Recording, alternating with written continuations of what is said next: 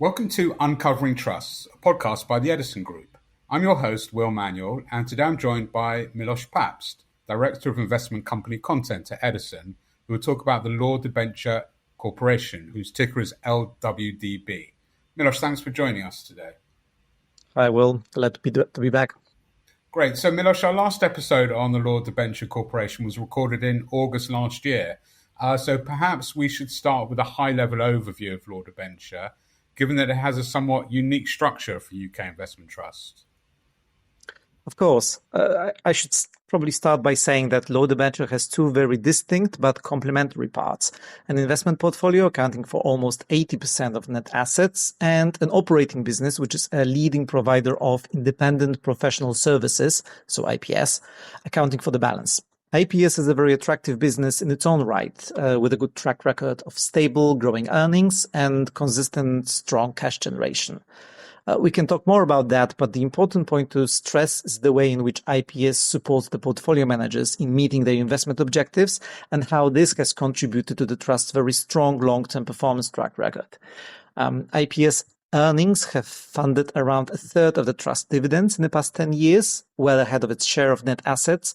And this disproportionate contribution to income provides the portfolio managers with much greater flexibility to balance the need for immediate income to pay dividends, while it's also growing the capital and dividends over time.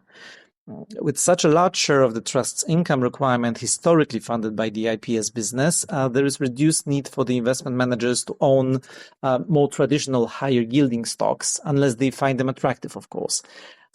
As a result, they can select companies from a much wider pool of opportunities, including companies that are currently low-yielding or that may be paying no dividends at all.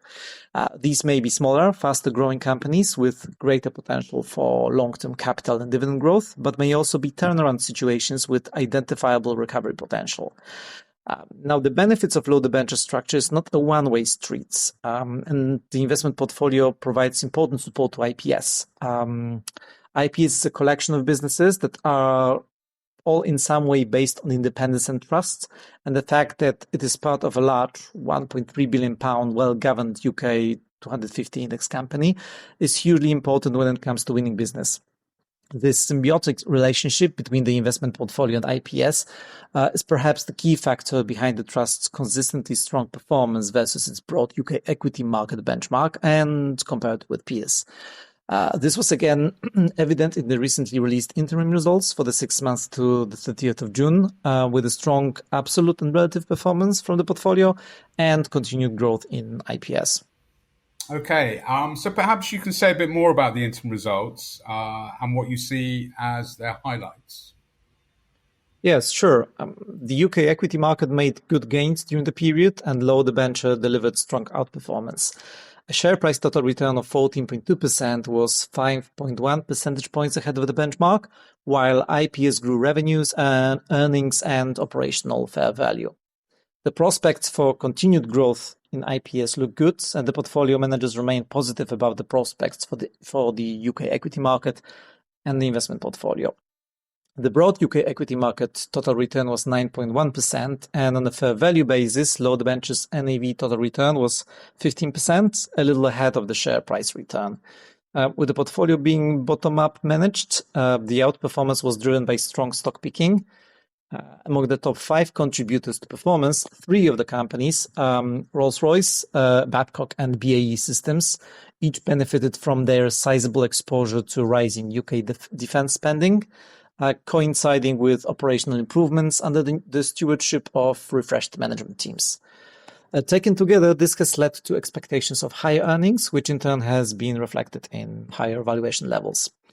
Rolls-Royce again showed the largest single appreciation value, as it had in FY24, and is a good example of the investment managers identifying the turnaround potential of the business before it became recognized in the valuation of the shares.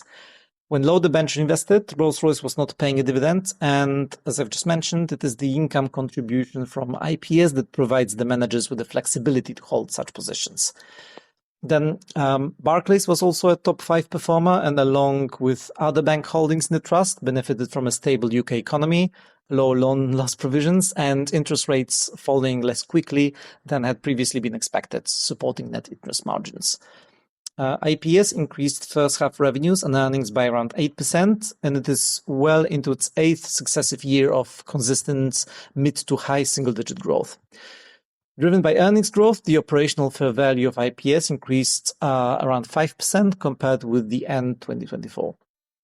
The first quarter dividend per share was 8.4 pence, up 4.7% compared with the prior year period. And it is the board's current intention to recommend a total 2025 dividend that maintains or increase upon the 33.5 pence paid for 2024. Whilst Law Debenture's trailing dividend yield of around 3.4% is below that of peers, this reflects an investment strategy that balances immediate income returns with long-term capital growth, building the asset base from which dividends can grow. As a result, dividend per share has grown by an average of more than 5% per annum over the past 5 years, more than twice the rate of close peers. Putting this first half performance into a longer term context, Law Debenture has significantly outperformed its benchmark over 1, 3, 5, and 10 years. Taking that at fair value, its 10-year net asset value total return to end of June was 160%, so 67 percentage points ahead of the benchmark. The trust is one of the 7 constituents of the AAC UK equity income sector that have a market capitalization of more than £500 million. And within this group, it has a consistently strong performance record. Over the same 10-year period, Law Debenture's share price total return of 187% was the highest among this peer group, for which the average return was a little under 100%. Importantly, Law Debenture has been consistently amongst the top 3 performers over all periods. That's very impressive. So given the significant role that IPS plays in overall performance, can you say more about what it is, why it's been so successful, and what the outlook is? Yes, with pleasure. The IPS business has a long history, with its origins dating back to 1889, when Law Debenture was established as a bond trustee. However, after years of steady, successful, but sometimes unambitious performance, IPS was reinvigorated in 2018 under CEO Dennis Jackson. Since then, the business has developed a greater strategic focus and has invested significantly in people, technology, and platforms to broaden and enhance its offering and deliver sustainable growth. In the 7 years to end of FY24, IPS almost doubled net revenues and has increased underlying operating profit by 67%, maintaining a highly attractive pre-tax profit margin of more than 30% despite the continuing investment for future growth. And as I mentioned earlier, further progress was made in H1 25. Collectively, the business that make up IPS provide a diversified range of operations with growing income streams, many of which are significantly recurring, around 2/3 across IPS revenues as a whole, across a range of structurally supported sectors. Some of the businesses have elements of counter-cyclicality, and others provide higher than average returns, but with increased market sensitivity. Taken as a whole, this diversity of income streams underpins the stability of the business, and IPS has proven itself to be highly resilient across economic and market cycles. In the corporate trust business, as a bond trustee, Law Debenture acts as a bridge between the bond issuer and the lender.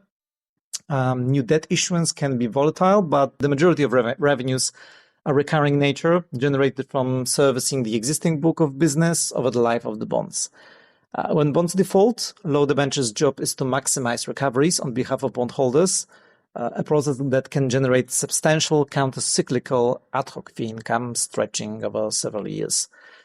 These showed some pickup in H1, with pockets of the UK economy finding trading conditions particularly challenging. The corporate trust business also includes the growing area of escrow services, where 2 counterparties want to exchange an asset and need a trusted middleman. It's a bit like, the process of moving house, but on an altogether larger scale, for large commercial property transactions, merger and acquisition activity, litigation pools, and even large sporting events. Corporate trust revenues increased by an average circa 9% per annum in the 7 years to end 2024, and were up by almost 18% year on year in the first half of the current year. In the pensions business, Law Debenture acts as a pension trustee, which is well summarized by the CEO as being rather like a non-executive director of a pensions trust. Alongside its more traditional pensions trustee business, executive and governance services are provided to in-house pension schemes. The constant drive by regulators to increase the professionalism of pension trustee boards provides a strong tailwind to this business. In addition, with many defined benefit pension schemes seeing an improved position, there is an increased interest in buy-in and buyout strategies, as well as corporate sponsors working with trustees to consider the viability of running schemes in surplus on a long-term basis. Whilst H1 revenues were 4.7% lower than the same period of last year, I believe this was a very robust performance considering the unusually elevated level of activity from late 2022 to early 2024 that followed the liability-driven investment crisis. Corporate services is itself a diverse collection of businesses covering accounting services for structured finance, company secretarial services, a fast-growing independent whistleblowing services called SafeCall, and service of process. SafeCall continues to benefit from an increasing recognition that the provision of whistleblowing services represents best business practice. It had an excellent first half and continued to experience strong revenue growth following a 25% increase in FY24. Service of process is where Law Debenture acts as a local agent for third parties all over the world that are not otherwise represented in that jurisdiction but legally require a local address to conduct their business.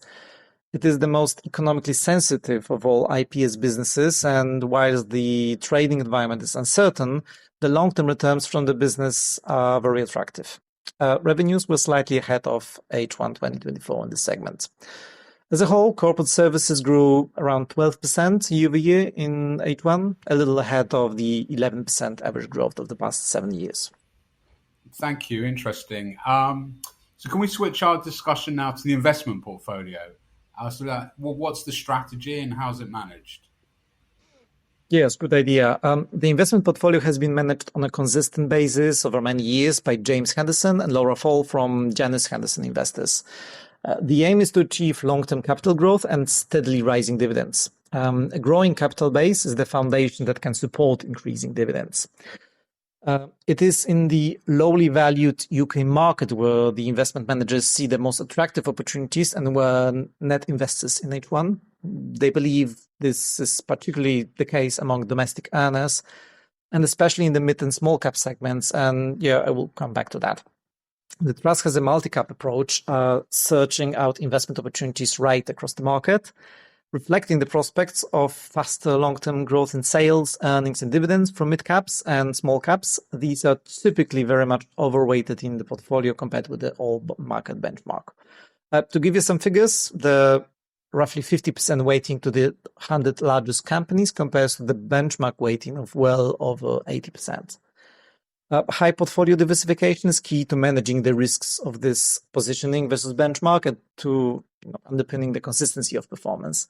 The top 10 holdings typically account for 20 to 25% of the portfolio, 22% in June. And while this includes many of the familiar large cap names that would be seen in most traditional income funds, Barclays or HSBC, for example, it also includes stocks that currently pay no or low dividends, such as the previously mentioned Rolls-Royce or Flutter. There are typically around 150 different holdings across the portfolio, which gives a sense of the level of diversification amongst the smaller and medium-sized companies. And these are widely spread across a range of business activities. The investment process is bottom-up, focused on stock selection and not benchmark, with a strong valuation overlay. The managers say they look for companies that have some form of market leadership, that are well managed, and have valuations that are low compared with the history or compared with the sector. With a focus on long-term returns, the managers are quite prepared to take a contrarian position and do not shy away from stocks that have fallen out of favor, perhaps because they have disappointed on earnings, have balance sheet issues, or there are concerns over management. But crucially, the decision to invest is not based on valuation alone, and there needs to be an identifiable path to resolving whatever the issue may be and to returning to growth in revenues, earnings, and dividends. Sure, that makes a lot of sense. So can you say more about the portfolio positioning and where the managers see further opportunities? Yeah, so sentiment towards UK equities has begun to improve, at least on the part of overseas investors, having been poor for many years, as we all know. But domestic flows into UK equities have remained weak. Although the market has been rising, the level of valuation remains low in historical and relative terms. And whilst this is yet to be widely recognized in the market, low valuations are being increasingly underpinned by a high level of takeover activity. The managers see strong opportunities across the market, but particularly among small and medium-sized companies where valuations are lower still. Although smaller companies are typically more exposed to the UK economy than large caps, this is not always the case. The investment managers say they continue to identify many attractively valued, good quality, well-managed businesses with strong growth prospects or recovery potential, almost irrespective of the economy. And whilst GDP growth may be modest, it would not require much of a pickup in activity to have a meaningful impact on the profitability of more cyclical businesses, which have adapted to difficult trading conditions by cutting costs and becoming leaner. Were this to be combined with a re-rating, the upside potential can be, very significant indeed. Given the bottom-up investment process, sector weightings are largely a byproduct. The financial sector represented roughly 30% of the portfolio in June, similar to the wider market. The second largest exposure was to industrials at around 24%, almost double the market weighting. I would note that combining the portfolio ungeared beta of 1.1 in June with gearing of 12% indicates that the portfolio is likely to outperform in the rising markets. The investment managers estimate that the forward PE multiple for the portfolio was 11.7 times, which is lower than that of the UK market at 12.6 times. Reflecting their strong valuation discipline, the managers have been taking profits in some of the stronger performing holdings, such as Rolls-Royce and Babcock, and reinvesting the proceeds in new and existing positions. New positions added during H1 were the conglomerate AB Foods, consumer goods business Reckitt Benckiser, asset manager Aberdeen, renewable investor Greencoat UK Wind, and Hickel Infrastructure. Existing positions added to include property owner Great Portland Estates, European semiconductor producer Infineon, and automotive catalyst procurer Johnson Matthey. Okay, thanks, Milosz. You've covered a lot of ground. Perhaps you can just summarize? Yeah, so the unique structure of the trust has been a key factor behind its strong long-term performance track record, and that has continued over the past year. With its core markets providing structural tailwinds, its diversified revenue streams, and continued investment in its people, technology, and platforms, IPS is well placed to deliver sustainable growth. The investment managers are highly experienced with a well-defined investment process and see a strong opportunity for UK equities and especially small and mid-cap companies for which they are well positioned. Great. So thank you very much. That's a really interesting rundown on this unique value-focused investment company. And you've been listening to Uncovering Trusts, a podcast by the Edison Group. If you want to find out more about Law Debenture and other investment companies we cover, please visit www.edisongroup.com.